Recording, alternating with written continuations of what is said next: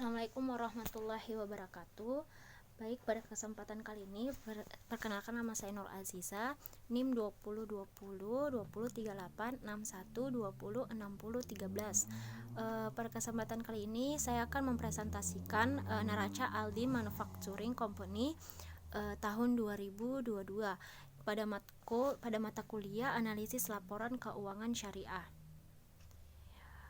Di sini dapat kita lihat bahwa terdapat neraca Aldin Manufacturing Company pada tahun 2022 pada tanggal 31 Maret. Di sini pada tabelnya terdapat aktiva perbandingan tahun 2022 dan tahun 2021. Di mana aktiva terdiri dari kas dan setara kas yaitu $178, sedangkan pada tahun 2021 $175.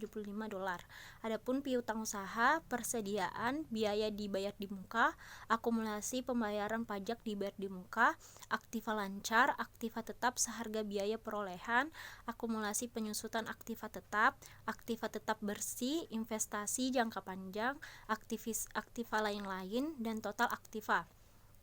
Pada kolom selanjutnya yaitu kewajiban dan ekuitas, terdiri dari pinjaman bank dan utang wesel yaitu seharga $448 pada tahun 2022 dan pada tahun 2021 yaitu $356, terdiri dari utang usaha, pajak terutang, kewajiban lainnya terutang, kewajiban jangka pendek, utang jangka panjang, ekuitas pemegang saham, saham biasa bernilai pari seharga $1, tambahan modal disetor, laba ditahan, total ekuitas pemegang saham, total kewajiban dan ekuitas pemegang saham. Slide selanjutnya yaitu laporan laba Aldin Manufacturing Company pada tahun 2022, tahun yang berakhir pada tanggal 31 Maret 2022 dan perbandingannya pada tahun 2021. Terdiri dari penjualan perusahaan pada tahun 2022 yaitu mengalami peningkatan $3.992 dan pada tahun 2021 mengalami penurunan yaitu $3.721. Harga pokok penjualan $2.680, pada tahun 2021 $2.500. Laba kotor pada tahun 2022 $1.312, sedangkan pada tahun 2021 $1.221.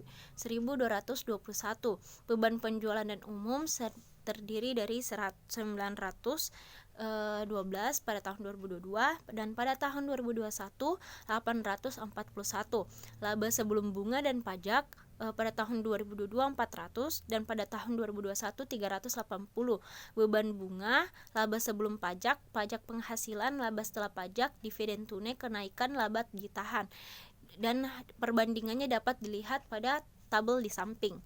Adapun catatannya yaitu beban penyusutan untuk tahun 2021 dan 2022 masing-masing adalah $114 dan $11. Selanjutnya yaitu di sini kita dapat menghitungnya melalui rasio. Yang pertama itu rasio likuiditas, terdapat rasio lancar atau kurang rasio, di mana rumusnya itu aktiva lancar dibagi kewajiban jangka pendek. Bagi Aldin Manufacturing Company, rasio akhir tahun 2022 adalah aktiva lancarnya senilai $2.241 juta dolar dibagi $823.000 sama dengan 2,72. Rasio di atas menunjukkan rasio lancar Aldin di atas rasio median untuk industrinya sebesar 2,1. Dari Risk Management Association Statement Studies bisa diinterpretasikan bahwa setiap $1 hutang dijamin oleh $2.072 aktiva lancar. Dan yang kedua yaitu rasio cepat atau acid test quick ratio. Rumusnya itu aktiva lancar dikurang persediaan per kewajiban jangka pendek. Di sini aktiva lancar sama nilainya $2.241 dikurang persediaan yaitu seharga senilai $1.329 per 823.000 dolar. Didapatkan yaitu 1,11.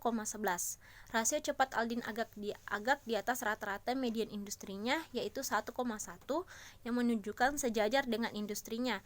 Bisa diinterpretasikan bahwa setiap 1 dolar utang dijamin oleh 1,11 rupiah aktiva lancar di luar persediaan. Adapun rasio yang kedua yaitu rasio leverage atau utang keuangan. Terdapat terbagi yaitu yang pertama rasio utang terhadap ekuitas atau debt to equity ratio. Rumusnya itu total utang per ekuitas pemegang saham. Di sini total utang senilai 1.454 dolar per ekuitas pemegang saham 1.796.000 dolar sama dengan hasilnya didapatkan 0,81. Rasio di atas memberitahukan bahwa para kreditor memberikan 81 sen pendanaan untuk setiap 1 dolar yang diberikan oleh pemegang saham. Median industrinya yaitu 0,80, jadi Aldin sejalan dengan industrinya, sehingga tidak akan mengalami kesulitan dengan para kreditor karena rasio utang yang besar. Adapun yang kedua yaitu rasio utang terhadap total aktiva atau debt to total asset ratio, yang dimana rumusnya itu total utang per total aktiva. Total utang senilai 1.454.000 dolar per 3.250.000 dolar didapatkan yaitu 0,45. Rasio ini menunjukkan presentasi aktiva perusahaan yang didukung oleh pendanaan utang. Rasio di atas bisa diinterpretasikan 45% dari aktiva perusahaan didanai oleh utang dari berbagai jenis, sementaranya sisa 55% pendanaan berasal dari ekuitas pemegang saham. Dan yang ketiga rasio cakupan atau coverage ratio, di mana rumusnya laba sebelum bunga dan pajak atau earning before interest and tax dikurang EBIT sama dengan beban bunga, di mana laba sebelum bunga dan pajak itu nilai 400.000 dolar per beban bunga 85.000 didapatkan 4,71. Semakin tinggi rasionya, semakin besar kecenderungan perusahaan dapat membayar pembayaran bunganya tanpa kesulitan. Dengan median industrinya 4,0, kemampuan Aldin untuk membayar bunga tahunan 4,71 kali dari penghasilan operasional sama dengan EBIT atau disebut EBIT menunjukkan margin keamanan yang baik. Adapun rasio keempat yaitu rasio aktivitas. Terbagi yaitu rasio perputaran piutang atau disebut receivable turnover atau disebut RT. Rasio perputaran piutang rumusnya itu penjualan kredit tahunan per piutang. Penjualan kredit tahunan bersih senilai 3.992 dolar per 678.000 dolar didapatkan senilai 5,89. Rasio ini memberitahu kita berapa kali piutang usaha telah berputar atau menjadi kas selama tahun tersebut. Semakin tinggi perputaran, semakin pendek waktu antara penjualan kredit dengan penagihan tunainya. Bagi Aldin, piutang berputar 5,89 kali selama tahun 2000 X2. Median industri adalah 8,1 yang menggambarkan piutang Aldin cukup rendah perputarannya. Hal ini merupakan indikasi kurangnya kebijakan penagihan dan sejumlah tagihan jatuh tempo masih terdapat dalam catatan perusahaan. Adapun yang kedua yaitu rasio perputaran piutang dalam hari atau Receivable Turnover Index atau dapat disingkat RTD. Rumusnya hari dalam setahun per perputaran piutang. Hari dalam setahun yaitu 365 per perputaran piutang yaitu 5,89 didapatkan hasilnya 62 hari. Bagi Aldin yang perputaran piutangnya 5,89, rata-rata waktu penagihannya adalah 62 hari. Sementara median perputaran industri adalah 8,1. Rata-rata waktu penagihan industri adalah 365 dibagi 8,1 yaitu 45 hari.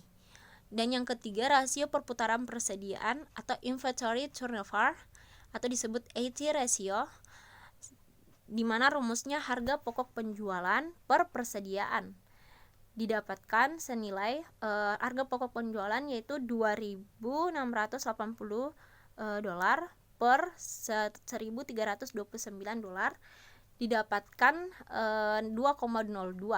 Perputaran persediaan Aldin sebesar 2,02 sangatlah berbeda dengan median rasio perputaran industrinya sebesar 3,3. Perbandingan yang kurang baik ini memperlihatkan bahwa perusahaan tersebut kurang efisien manajemen persediaannya atau Aldin menahan stok persediaannya yang sangat banyak. Yang keempat, rasio perputaran persediaan dalam hari, yaitu Inventory Turnover Index atau disingkat ATD, yaitu rumusnya jumlah hari dalam setahun per perputaran persediaan. Jumlah hari dalam setahun yaitu 365 per 2,02, didapatkan 181 hari. Angka ini memberitahukan beberapa hari rata-rata sebelum persediaan diubah menjadi piutang melalui penjualan. Jika kita mengubah median perputaran persediaan industrinya 3,3 dalam satuan hari, hasilnya 365 per 3,3 sama dengan 111 hari. Jadi Aldin rata-rata 70 hari lebih lambat dalam mengubah persediaannya daripada perusahaan lainnya. Dan rasio yang kelima, rasio perputaran total aktiva atau modal, di mana rumusnya penjualan bersih per total aktiva. Penjualan bersih senilai 3.992 dolar per 3.250 ribu dolar, didapatkan yaitu 1,23. Aldin menghasilkan pendapatan penjualan per 1 dolar investasi kurang dari median industrinya sebesar 1,66. Rasio perputaran aktiva memberitahukan efisiensi relatif penggunaan total aktiva perusahaan untuk menghasilkan penjualan. Dan adapun rasio yang kelima yaitu rasio profitabilitas, di mana rasio profitabilitas terbagi, yaitu yang pertama profitabilitas dalam kaitannya dengan penjualan, terbagi lagi yaitu rasio margin atau margin laba kotor, di mana rumusnya itu penjualan bersih per dikurang harga pokok penjualan per penjualan bersih. Penjualan bersih dikurang harga pokok penjualan senilai 1.312 dolar per 3.992 dolar, didapatkan 32,9%. Margin laba kotor Aldin secara signifikan berada di atas median industrinya sebesar 23,8, hingga menunjukkan bahwa perusahaan tersebut secara relatif kurang efektif dalam memproduksi dan menjual produk di atas biaya yang dikeluarkan. Adapun yang kedua, rasio margin laba bersih, rumusnya laba bersih setelah pajak per penjualan bersih, yang dimana laba bersih setelah pajak senilai 201.000 dolar per 3.992 dolar, didapatkan 5,04%. Bagi Aldin 5 sen dari setiap 1 dolar penjualan membentuk laba setelah pajak. Margin laba bersih Aldin di atas median margin laba bersih industrinya 4,7%, yang menunjukkan perusahaan tersebut memiliki tingkat relatif profitabilitas penjualan yang lebih tinggi daripada kebanyakan perusahaan lainnya di industri yang sama. Adapun yang kedua, profitabilitas dalam kaitannya dengan investasi terbagi juga menjadi dua, yaitu yang pertama tingkat pengembalian atas investasi atau return of investment, disingkat ROI. Rumusnya itu laba bersih setelah pajak per total aktiva sama senilai 201.000 dolar per 3.250 dolar, didapatkan 6,18%. Rasio ini kurang bagus perbandingannya dengan nilai median industrinya sebesar 7,8%. Profitabilitas yang lebih tinggi per 1 dolar penjualan, tetapi pengembalian atas investasi yang agak lebih rendah dari industrinya menginformasikan bahwa Aldin menggunakan lebih banyak aktiva untuk menghasilkan 1 dolar penjualan daripada perusahaan lainnya dalam industri yang sama. Yang kedua, tingkat pengembalian atas ekuitas, yaitu return on equity, disingkat ROI. Rumusnya laba bersih setelah pajak per ekuitas pemegang saham. Laba bersih setelah pajak senilai 201.000 dolar per 1.796 dolar, didapatkan 11,19%.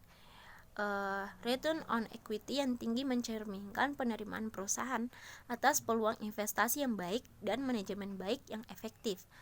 Return on equity Aldin berada di bawah median pengembalian industrinya, yaitu 14,04%. Dan yang terakhir, label di sini kita dapat lihat di tabel rasio keuangan pilihan dari Aldin Manufacturing Company untuk tahun fiskal 2000 X0 sampai 2000 X2, yaitu yang dimana perbandingan terdapat dalam 3 tahun, yaitu terdiri dari likuiditas 2,95 pada tahun kedua, yaitu 2,80, dan yang ke tahun ketiga 2,72.